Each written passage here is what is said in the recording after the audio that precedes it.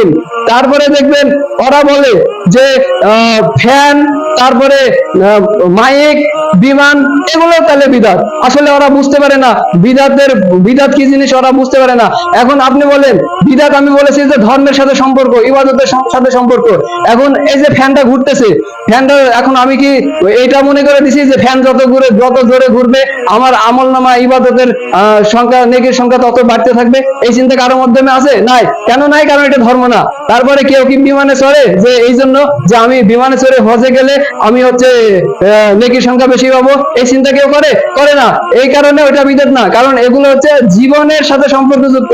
আপনি জীবনের প্রয়োজনে এগুলো গ্রহণ করতেছেন, কিন্তু যখনই আপনি চিন্তা করবেন যে বিমানে চললে, এই ফ্যানের নিচে থাকলে, বাতাস খেলে আপনি সওয়াবের সংখ্যা বৃদ্ধি পাবে, তখন এটা আপনি বিদআত হয়ে যাবে। সুতরাং এগুলো বিদআত না। জীবনের সাথে যা সম্পর্কযুক্ত এটা বিদআত না। বিদআত হচ্ছে ওইটা ধর্মের সাথে সম্পর্কযুক্ত হতে হবে, ইবাদত মনে করতে হবে, তাহলে কেন এটা বিদআত হবে? মহান আল্লাহ তাআলা আমাদেরকে উত্তম জ্ঞান বুদ্ধি দান করুক, বিদআত চিনা তৌফিক দান করুক।